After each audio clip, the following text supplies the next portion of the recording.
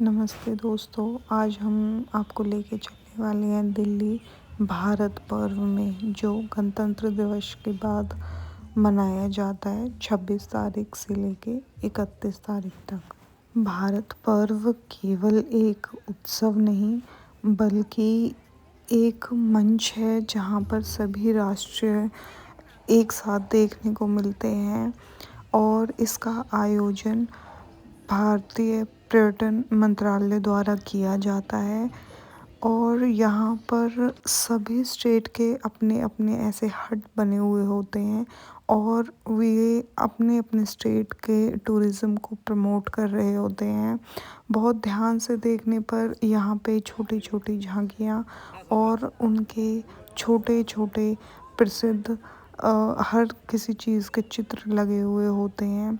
मतलब ऐसा कोई भी राज्य नहीं है जिसके बारे में यहाँ पे बताने के लिए, आपको गाइड करने के लिए कोई ना हो। और गोवा का जब हमने देखा तो इतना खूबसूरत था और अंदर जो लोग बैठे हुए होते हैं, आप लोग जाके इनसे बात कर सकते हैं और बात करने के बाद ये आपको वहाँ की विविधताओं के बारे में और वहाँ के पर्यटन के बारे में सारी जानकारियाँ देते हैं। वहाँ के प्रसिद्ध वस्तुएं भी इन्होंने अपने स्टॉल्स में लगाए हुए होते हैं और वहाँ पे जाके आप इनके बारे में इनसे जानकारी भी ले सकते हैं। यहाँ पर लोग जो आते हैं उनकी सुरक्षा के लिए भी सभी तरीके की योजनाएं बनाई हुई होती हैं और लोगों के लिए सभी प्रकार की सुविधाएं भी अवेलेबल होती हैं। और यहाँ पे जितने भी फ़ोटोज़ और ये सब चीज़ें लगी हुई हैं, इनको डिस्क्राइब करने के लिए इन्हीं के स्टेट के लोग वहाँ बैठे हुए होते हैं और बहुत सारी जगह लिखित में सब कुछ होता है जहाँ पे जाके आप पढ़ सकते हैं और अपनी नॉलेज गेन कर सकते हैं किसी भी स्टेट के टूरिज़्म के बारे में। यहाँ पे मैंने आपको सारे स्टेट्स की झांकियाँ दिखा दी हैं कि वहाँ पे किस किस तरीके से लोगों ने अपने स्टॉल्स बनाए हुए थे। ये यहाँ पे राजस्थान राज्य की झांकियाँ थी जहाँ पे उनके कल्चर से रिलेटेड कुछ लोगों ने पोशाक पहनी हुई थी। लद्दाख में जाके देखा तो वहाँ पे बहुत सारे बाहर कंट्री से आए लोग थे जो इंटरेस्ट से कुछ बातें सुन रहे थे। हिमाचल के लोग भी मतलब अपने बारे में बता रहे थे और वहाँ पे ज़्यादातर लोग, ऐसा नहीं है कि ये खाली है तो कोई था नहीं, सब लोग वहीं आसपास थे और वहीं पे लोगों को सारी जानकारी देने के लिए अपने तत्पर थे। हरियाणा का स्टॉल देखा और उसके बाद यहाँ पे कुछ लोग भारत पर्व 2026 लिखा हुआ था तो कुछ लोग यहाँ पर अपनी फ़ोटोज़ करा रहे थे ताकि सब लोगों को पता चले कि वो भारत पर्व में आए थे। फिर यहाँ पे एक मैंने देखा था वंदे भारत लिखा हुआ था, वंदे मातरम लिखा हुआ था और इस वंदे मातरम के पास भी सभी लोग फ़ोटोज़ करा रहे थे। यहाँ पर ये मंच था जिस पर स्कूल्स के बच्चे और बहुत सारे अलग अलग स्टेट्स से आए हुए लोगों ने यहाँ पे परफॉर्मेंस दिखाते थे अपना। और हम लोग थोड़ा जल्दी पहुँच गए थे तो यहाँ पर तब तक कोई भी प्रोग्राम शुरू नहीं हुआ था। फिर हम वहाँ से चलते हैं सीधा फूड कोर्ट की तरफ, जहाँ पे सभी स्टेट्स ने अपने अपने राज्य का फेमस भोजन जो था वो लगाया हुआ था। और सबसे अच्छी बात है कि वहाँ पर स्टूडेंट्स जो हैं मैनेजमेंट वाले, होटल मैनेजमेंट वाले, उन लोगों को भी मौका दिया गया था और उनका स्टॉल काफ़ी बड़ा था। और वेजिटेरियन लोगों के लिए वेजिटेरियन खाना था और जो लोग नॉन वेज खाते हैं तो उनके लिए भी प्रबंध किया हुआ था। और भोजन का, सफाई का इतना ज़्यादा अच्छा ध्यान रखा हुआ था, कहीं भी कुछ कूड़ा गंदगी कुछ भी नहीं था। जैसे इतने सारे लोग वहाँ पर थे, लोग दिल्ली के फेमस चाट छोले भटूरे और गोलगप्पे, सब लोग वहाँ पे अलग अलग राज्य के भोजन ट्राई कर रहे थे। और डस्टबिन हर किसी स्ट्रीट के सामने रखा हुआ था, तो गंदगी होने का तो कोई चांस ही नहीं था। हर स्टेट अपना अपना खाने के स्नैक्स भी लेके आए थे जो वहाँ के फेमस होते हैं। हिमाचल में उनका सिद्धू था, अरुणाचल प्रदेश के भी बहुत सारे फूड थे, और नॉन वेज भी था और वेज भी था। और सबसे बड़ी बात है कि उनके प्राइस बहुत जेन्युइन थे। आपको आगे जाके मैं प्राइस के चार्ट्स लगा दूंगी उनके। और लिट्टी चोखा बिहार का फेमस वहाँ पर था। गुजरात के सारे स्नैक्स ढोकला वगैरह थे। उसके बाद हमने हरियाणा का देखा तो वहाँ पे जलेबा और ये सब चीज़ें काफ़ी टेस्टी थी, हमने ट्राई भी किया था।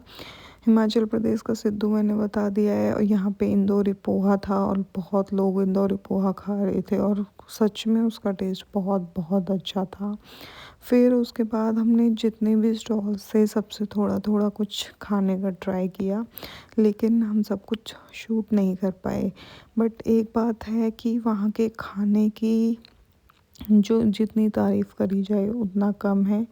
खाना बहुत स्वादिष्ट था, और उसमें किसी प्रकार की आप कमी नहीं निकाल सकते कि मसाले ज़्यादा थे या खाने में किसी प्रकार के गलत और बेकार प्रोडक्ट का यूज़ किया हुआ था। फिर उसके बाद हम यहाँ पर आए थे जो सबका फेवरेट था और बहुत बजट फ्रेंडली, ये जो कुल्फ़ी है या फिर सॉफ्टी बोलते हैं, ये वहाँ पर 20 और 30 रुपए में मिल रही थी। और मैं जब हम लोगों ने इसे लेके खाने का ट्राई किया तो सच में बहुत टेस्टी थी। और ये जो स्टॉल लगा हुआ था ये मदर डेयरी की तरफ से लगा हुआ था। मदर डेयरी का इतना सस्ता आइसक्रीम आता है ये तो मुझे वहीं पे जाने के बाद पता चला था, क्योंकि ऐसे तो वो लोग देते नहीं है, मतलब इतना 20 रुपीज़ में। पर ये खाने में भी बहुत अच्छा था। फिर उसके बाद हमने इसे खाने के बाद आगे जाके बहुत कुछ ट्राई किया था, और यहाँ पर खाने के लिए बैठने का भी इंतज़ाम था कि सब लोग खड़े होकर ना खाएं। और हर किसी चीज़ की अपनी स्पेशलिटी थी।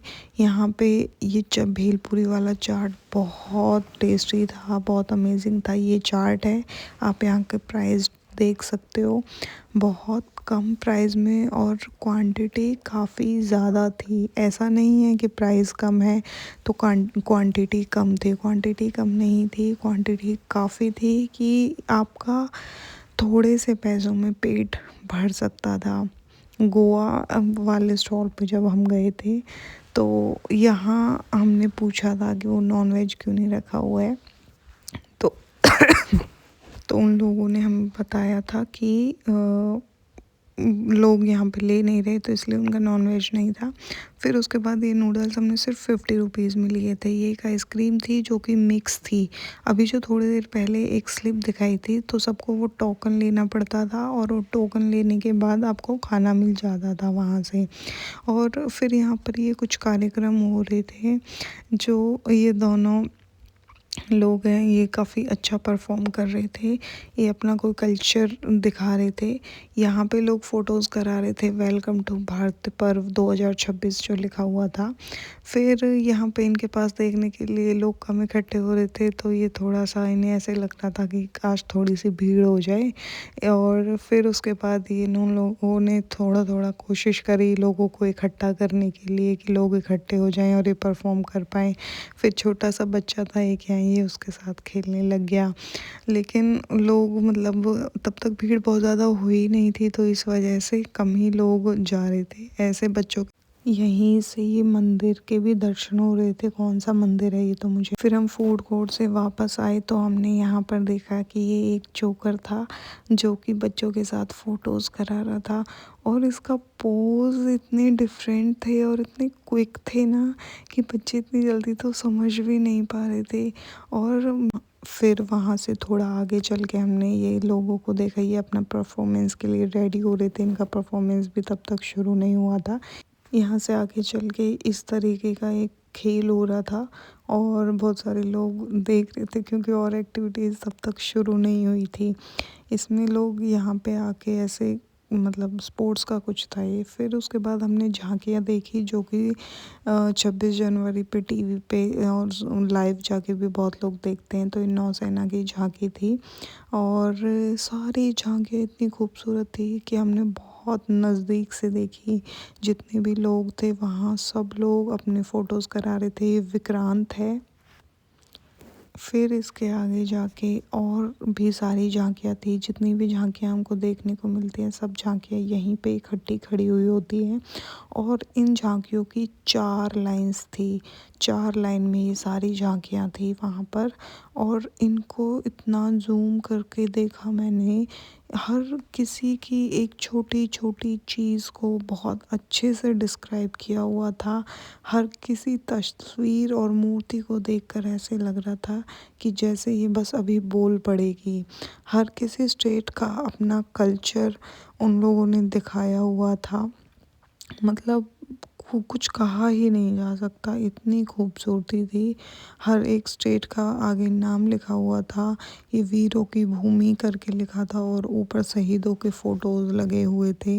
ये हमारा जितने भी फाइटर जेट्स हैं उनके सब के फ़ोटोज़ लगे हुए थे। उनके सब के स्टैचूज़ बने हुए थे, फ़ोटोज़ नहीं स्टैचूज़ बने हुए थे। सारी झांकियाँ मैं सेकंड पार्ट में दिखाऊँ।